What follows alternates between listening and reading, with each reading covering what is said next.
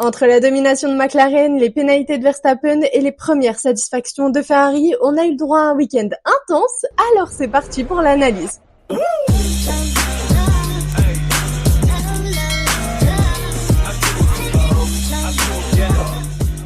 Troisième et dernière course de ce triple leader, le circuit de Jeddah nous a offert une fois de plus une course de nuit. Max Verstappen, auteur de la pole position, a mené les premiers tours avant de recevoir une pénalité pour avoir coupé la piste au premier virage avec Oscar Piastri. Ce dernier a su très bien gérer sa course, remportant la 3e victoire de sa saison et la 5e de sa carrière, reprenant ainsi la tête du championnat à son coéquipier.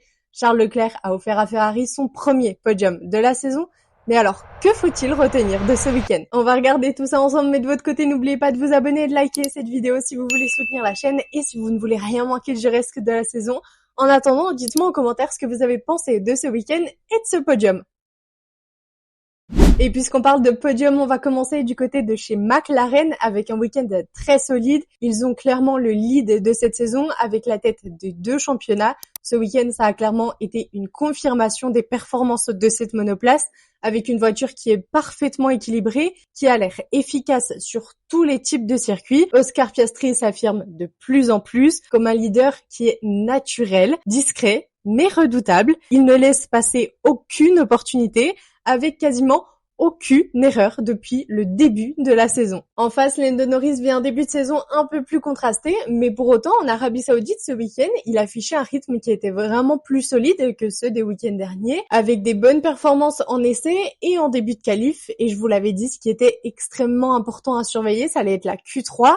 C'est là que ça a l'air de coincer pour lui ces derniers temps, en tout cas, puisque là, sur ce week-end, il se crache en Q3. Résultat, une P10 sur la grille qui ne reflète absolument pas le potentiel réel, en tout cas ce qu'on avait pu voir de lui sur le début du week-end. Il a quand même réussi à remonter jusqu'à la 4e place en course, avec une gestion de pneumatiques qui était impeccable. C'est un résultat solide, mais ça laisse un goût amer. Après, si on regarde plus en détail, ce qu'on remarque de plus en plus, c'est que Norris ne cache pas son mal-être. On le voit clairement et on l'entend dans ses déclarations. Il le dit, il a un épuisement mental, il y a de la frustration.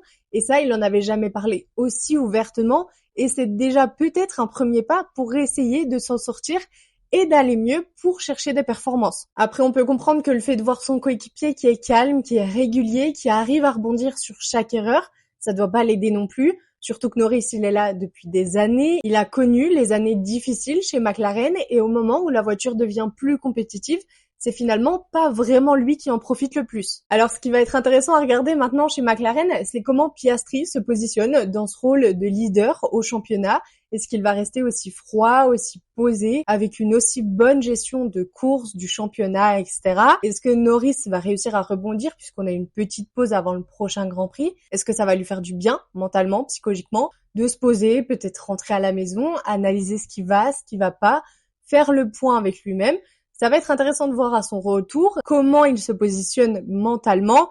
Est-ce que les résultats vont suivre tout de suite? Ça, c'est autre chose. Mais en tout cas, déjà, est-ce qu'il se sent mieux et est-ce qu'il se sent plus prêt pour reprendre la course au championnat? Puisque derrière, il y a du monde qui peut se battre et qui peut vite le rattraper. Du côté de chez Ferrari, Charles Leclerc leur offre leur premier podium de la saison. On a vu la victoire de Lewis Hamilton sur la course sprint, mais sur une course classique, pas de podium, pas de victoire. C'est le premier de la saison. Il a su gérer ses pneumatiques médium plus longtemps que les autres. Il a su dépasser George Russell et contenir le retour de Norris sur la fin de course. Ce travail commence donc à porter ses fruits. Charles Leclerc a réalisé une course solide. Certes, la qualification était belle, mais elle n'était pas extraordinaire non plus.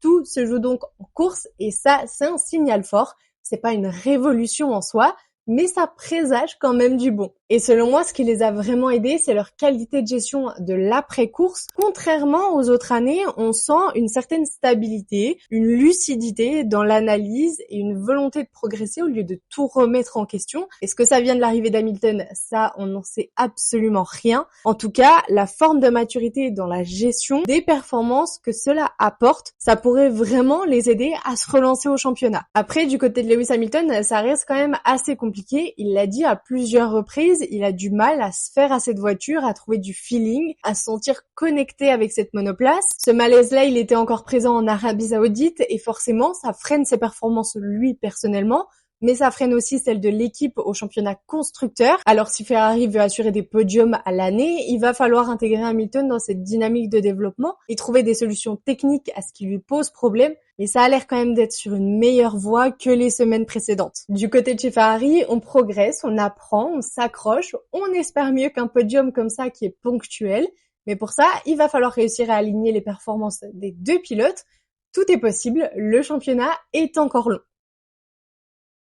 Le prochain point sur lequel je voudrais qu'on se penche à l'issue de ce week-end, c'est la chaleur. Les pilotes ont encore une fois été confrontés à des conditions compliquées au niveau chaleur, au niveau humidité. Et ça vient encore une fois mettre en lumière les défis physiques du sport automobile. Alors face à cela, la FIA a quand même mis en place des choses depuis 2024 pour protéger la santé des pilotes suite à des scènes qui nous avaient pas mal choqués, où on voyait des pilotes très affaiblis après la course ou qui étaient en perte de connaissance pendant la course, à l'image de Stroll par exemple. Des initiatives sont donc apparues, incluant l'introduction des conduits de refroidissement qui permettent d'acheminer de l'air frais dans le cockpit et des gilets de refroidissement pour les pilotes qui ne sont pas encore obligatoires, qui sont portés par quelques pilotes seulement, mais qui pourraient le devenir à l'avenir. Après, on a des pilotes qui sont pas forcément pour, à l'image de Lewis Hamilton ou Pierre Gasly, qui eux estiment que la préparation physique et l'acclimatation à la chaleur sont bien plus efficaces. Lewis Hamilton préconisait des techniques comme le pré-refroidissement, l'hydratation, l'acclimatation à la chaleur, qui selon lui serait mieux pour préserver la sécurité et la santé des pilotes, tout en préservant une certaine performance en course. Alors après, ça ouvre un débat. Est-ce qu'il faudrait qu'on commence à responsabiliser davantage les équipes et les pilotes à la préparation physique? Est-ce qu'il faut continuer à complexifier les monoplaces, puisque tous ces systèmes de refroidissement, ça rajoute du poids sur la monoplace? On perd donc un peu en performance. Le débat est ouvert et vraiment, il est très complexe. Et le débat, il reste d'autant plus important que le calendrier, il est assez exposé à ces régions chaudes, et concilier les enjeux de santé, de spectacle, de technique, c'est pas toujours évident. Donc moi, j'aimerais avoir votre avis en commentaire. Est-ce que vous pensez que c'est aux pilotes de s'adapter ou c'est aux monoplaces et à la FIA de trouver des solutions pour contrer un peu ces soucis de chaleur qui reviennent quand même assez régulièrement dans la saison? La saison dernière, Lando Norris a décroché sur le circuit de Miami la première victoire de sa carrière. Et cette saison, il sera plus important que jamais de renouveler la performance pour reprendre le lead au sein de l'écurie, mais les choses ne seront clairement pas aussi simples. Alors, est-ce que cette petite pause avant la reprise va lui faire du bien ou au contraire? Ferrari maintiendront-ils les résultats et Hamilton aura-t-il trouvé de l'avance dans la compréhension de sa voiture? Qui sont les pilotes qui peuvent encore se mêler à la bataille pour le championnat de pilotes? Toutes ces questions, elles devraient commencer à trouver des réponses le week-end prochain à Miami. Dans cette saison qui nous offre déjà beaucoup de rebondissements et beaucoup d'émotions, rien n'est jamais figé. Alors n'hésitez pas à me dire en commentaire qu'est-ce que vous attendez de ce week-end à Miami, mais surtout j'aimerais avoir votre avis sur la situation de Norris. Qu'est-ce que vous en pensez? Est-ce que vous pensez qu'il arrivera à rebondir? Ou Piastri s'affiche-t-il comme le grand leader de McLaren et le plus grand prétendant à la victoire pour le championnat pilote? Mais en attendant, il y a quelque chose de super simple que vous pouvez faire, c'est de vous abonner à la chaîne et de liker cette vidéo si elle vous a plu. Ça soutient grandement la chaîne et ça me fait extrêmement plaisir. Alors je vous en remercie du fond du cœur. Moi je vous dis à très vite pour la suite de la saison et pour ce week-end à Miami. En attendant, prenez soin de vous. Bisous!